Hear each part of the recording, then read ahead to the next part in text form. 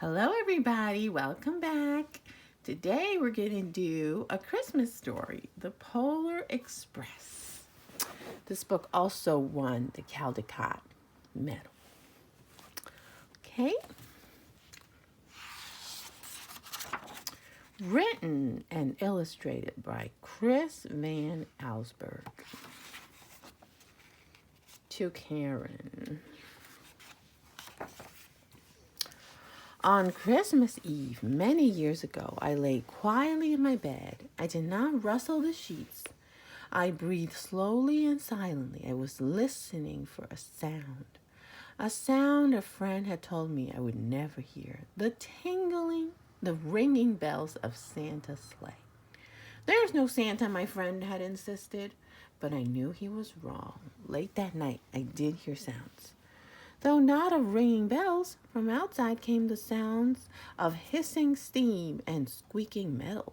I looked through my window and saw a train standing perfectly still in front of my house. It was wrapped in an apron of steam. Snowflakes fell lightly around it. A conductor stood at the open door of one of the cars. He took a large pocket watch from his vest, then looked up at my window. I put on my slippers and robe. I tiptoed downstairs and out the door. All aboard, the conductor cried out. I ran up to him. Well, he said, are you coming? Well, where? I asked. Why, to the North Pole, of course, was his answer. This is the Polar Express. I took his outstretched hand and he pulled me aboard. The train was filled with other children, all in their pajamas and nightgowns. We sang Christmas carols and ate candies with nougat centers as white as snow. We drank hot cocoa as thick and rich as melted chocolate bars.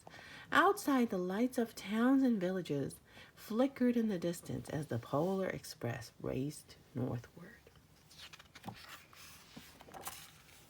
Soon there were no more lights to be seen. We traveled through cold, dark forests where lean wolves roamed and white-tailed rabbits hid from our train as it thundered through the quiet wilderness.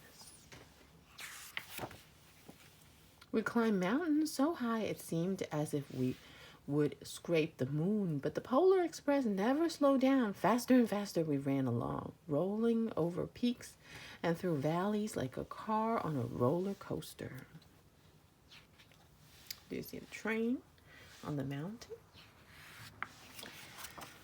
The mountains turned into hills, the hills to snow-covered plains. We crossed a barren desert of ice. The great polar ice cap. Lights appeared in the distance. They looked like the lights of a strange ocean liner sailing on a frozen sea. There, said the conductor, is the North Pole. The North Pole, it was a huge city standing alone at the top of the world, filled with factories where every Christmas toy was made. At first we saw no elves. They are gathering at the center of the city, the conductor told us. This is where Santa will give us the first gift of Christmas. Who receives the first gift? We all asked. The conductor answered, he will choose one of you. Look, shouted one of the children. The elves. Outside we saw hundreds of elves. As our train drew closer to the center of the North Pole, we slowed to a crawl. So crowded were the streets with Santa's helpers. When the Polar Express could go no farther, we stopped and the conductor led us outside. We pressed through the crowd to the edge of a large open circle. In front of us stood Santa's sleigh. The reindeer were excited. They pranced and paced, ringing the silver sleigh bells that hung from their harnesses. It was a magical sound like nothing I'd ever heard. Across the circle, the elves moved apart and Santa Claus appeared. The elves cheered wildly. He marched over to us and pointing to me said, let's have this fellow here. He jumped into his sleigh. The conductor handed me up. I sat on Santa's knee and he asked, now, what would you like for Christmas?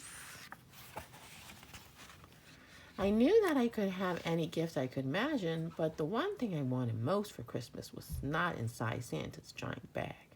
What I wanted more than anything was one silver bell from Santa's sleigh. When I asked, Santa smiled and he gave me a hug and told an elf to cut a bell from a reindeer's harness. The elf tossed it up to Santa. He stood holding the bell high above him and called out, "The first gift of Christmas."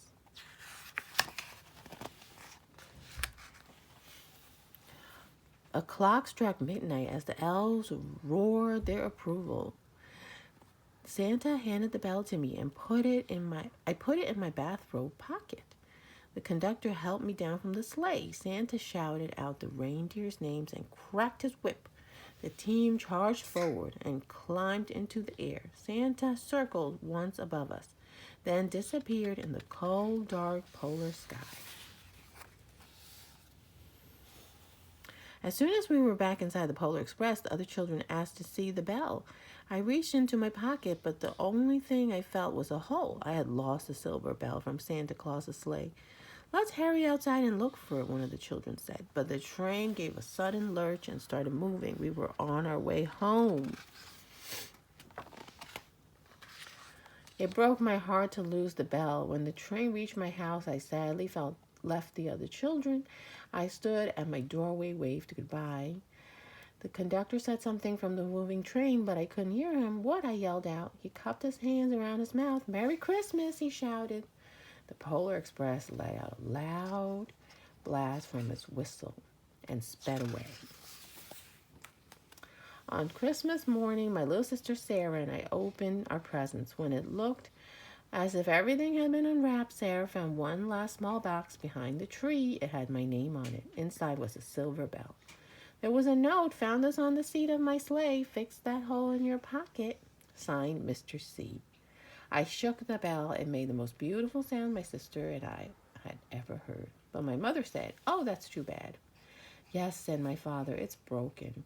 When I had shaken the bell, my parents had not heard a sound.